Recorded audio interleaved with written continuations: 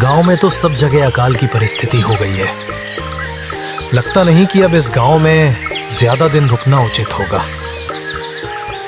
काम के लिए बाहर गांव तो जाना ही पड़ेगा। रामू काम की तलाश में दूसरे गांव की ओर निकल पड़ता है। चलते चलते वह विजयपुर गांव में आ जाता है। वहां उसका रहने का कोई ठिकाना नहीं था और उसके पास कोई काम भी नहीं था। चलते चलते वह एक अमीर किसान सेठ के पास आ पहुंचता है। सेठ जी, मैं रामू दूसरे गांव से आया हूँ। हमारे गांव में अकाल की परिस्थिति हो गई है। लोगों के खेत सूखे पड़े हैं। गांव में बूंद बूंद पानी के लिए लोग तरस रहे हैं। अगर मुझे आपके पास कुछ काम मिल जाएगा तो बहुत कृपा होगी बड़े भाई। तुम वो रे, लगता है तुम्हारी हालत बहुत खस्ता हो गई है। ठीक है, वैसे मेरे पास एक काम तो है, पर लगता नहीं कि कर पाओगे। सेठ जी, आप चिंता ना करें। मुझे आप कोई भी काम दे सकते हैं। मैं वो काम पूरी मेहनत और ईमानदारी से करूंगा। अच्छा ठीक है भूषण, तो कान खोलकर सुन लो। मेरे पास 50 गायें और 50 भैंस हैं। तुम्हें हर रोज उन जानवरों का गोबर निकालना होगा और रोज सुबह शाम उन्हें चारा पानी देना होगा। महीने के आखिर में तुम्हें इस काम के लिए 200 रुपए मिलेंगे। और हाँ, 2 वक्त का खाना भी हमारी तरफ से मुफ्त दिया जाएगा। अरे बाप रे, 50 गाय और भैंसों को संभालना आसान काम नहीं है। पर अब मैं कुछ कर भी तो नहीं सकता और ऊपर से सेठ जी 2 वक्त का खाना भी दे रहे हैं। ठीक है सेठ जी, मैं ये काम कर लूंगा। धनु सेठ थोड़ी देर तक सोचता है और रामू को ऊपर से नीचे तक देखने के बाद उससे कहता है। रामू गौशाला में रहकर अपना काम करने लगता है।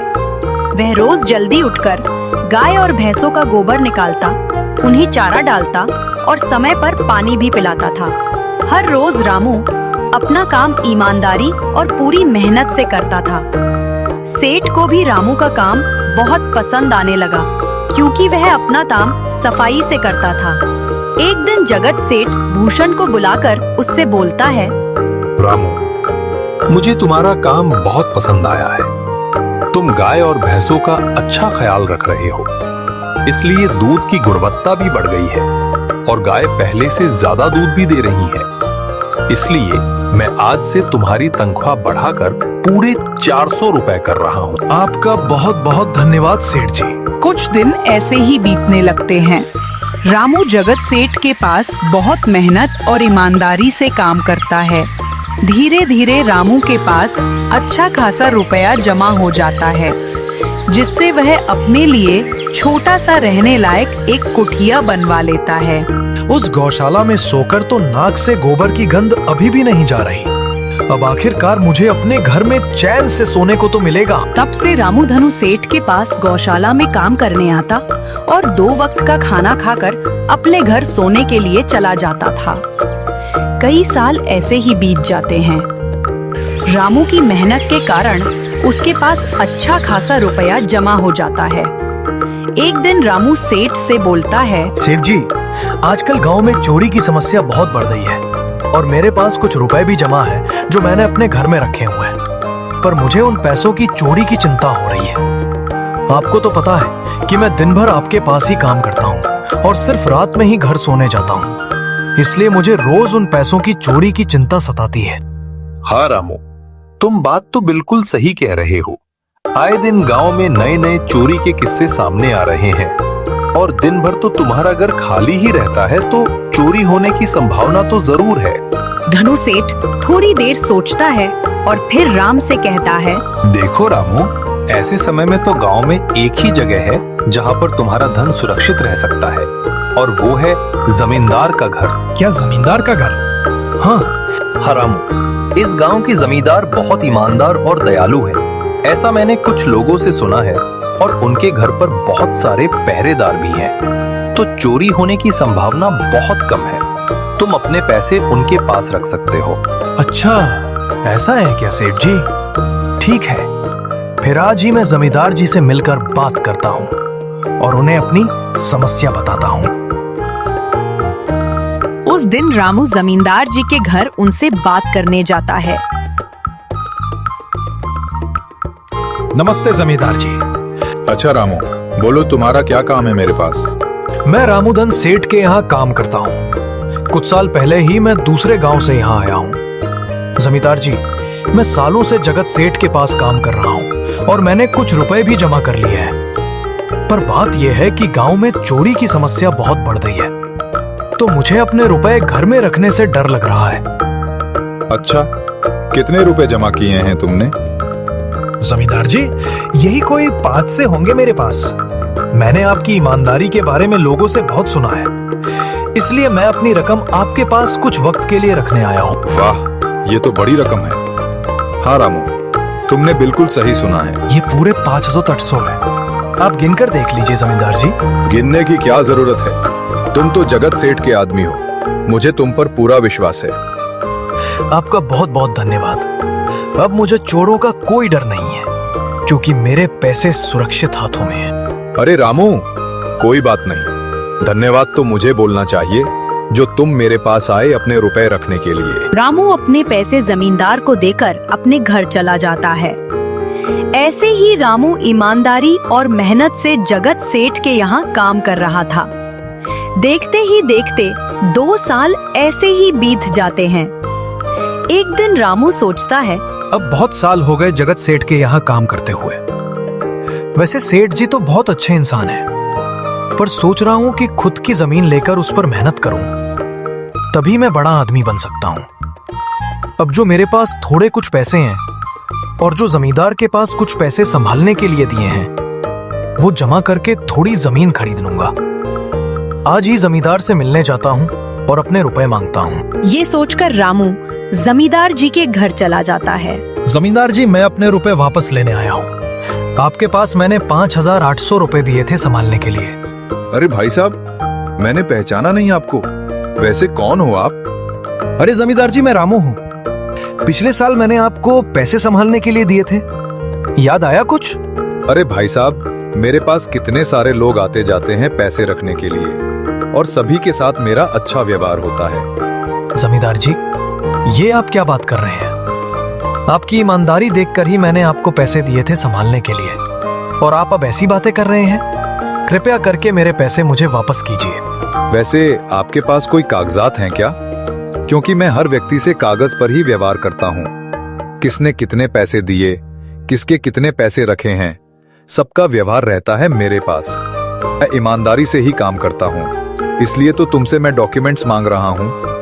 क्या तुम्हें पता नहीं, जब तुम किसी से पैसों का व्यवहार करते हो तो तुम्हें इस्ती पेपर पर लिखकर देना पड़ता है। तुम किसी से भी पूछ सकते हो। नहीं जमींदार जी, मैं आपके पैर पड़ता हूँ, कृपया करके मेरे रुपए मुझे दे दीजिए। बड़ी मेहनत से मैंने वो पैसे जमा किए थे, मुझ पर ऐसा अन्याय ना करें। अरे क्या ये झूठ मूठ का रोना धोना लगाया है? लगता है तुम ढोंगी हो और मेरी ईमानदारी और भोलेपन का फायदा उठाकर मुझसे ये रुपए लेने आए हो। रुक, तुझे अभी सबक सिखाता हूं। जमींदार अपने आदमियों को बुलाकर रामू की पिटाई करने को कहता है। इसे तब तक मारो जब तक ये बेहोश ना हो जाए। इस 2 कौड़ी के आदमी ने मेरी ईमानदारी पर सवाल उठाया है, इसे छोड़ना मत। जमींदार के आदमी रामू को डंडे से खूब मारते हैं। फिर रामू दुखी होकर अपने घर चला जाता है। रामू के शरीर पर घाव के निशान स्पष्ट दिखाई दे रहे थे। 2 दिन से रामू घाव के दर्द के कारण जगत सेठ के घर काम के लिए नहीं जा पाता है।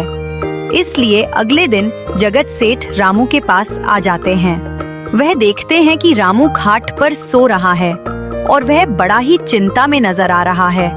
रामू भाई, तुम 2 दिन काम पर नहीं आए, क्या हुआ भाई?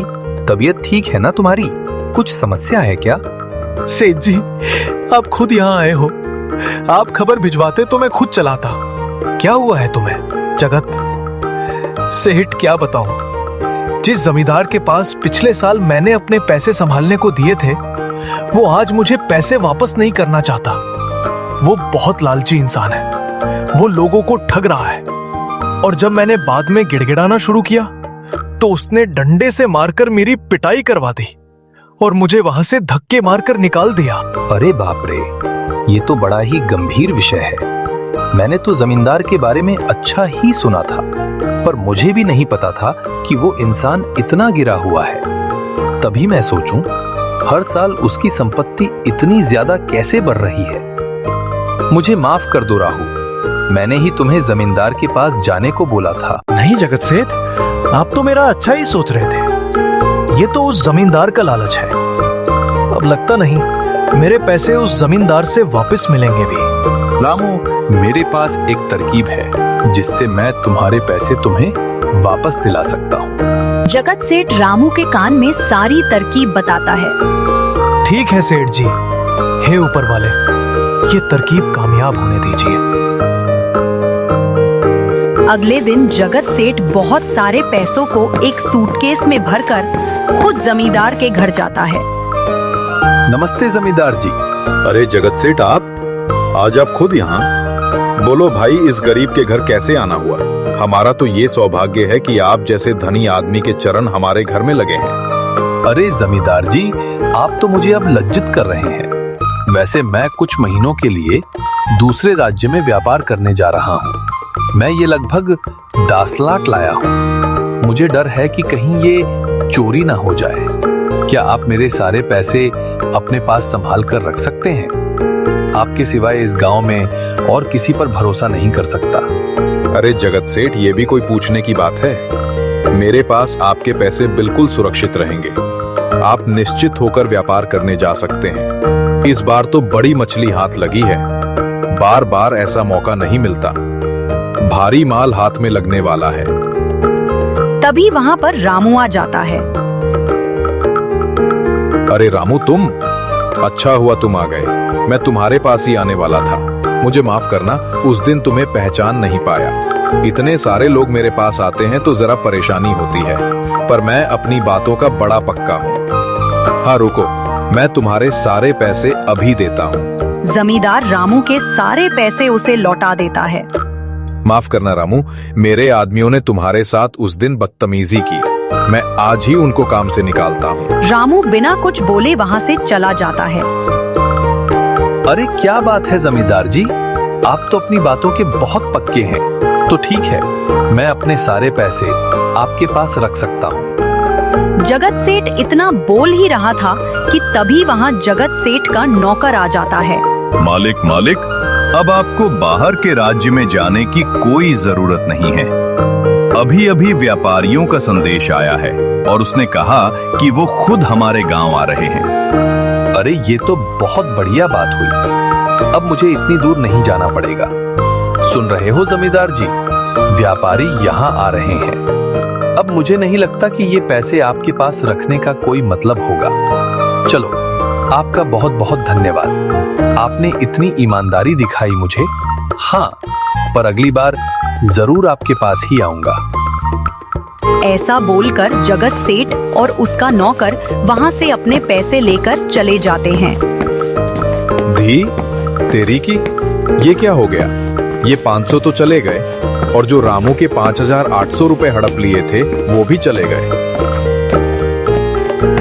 आपका बहुत बहुत धन्यवाद सेठ जी। अगर आज आप ना होते तो मेरी सारी जमा पूंजी वो जमींदार हड़प लेता। रामू, कोई बात नहीं।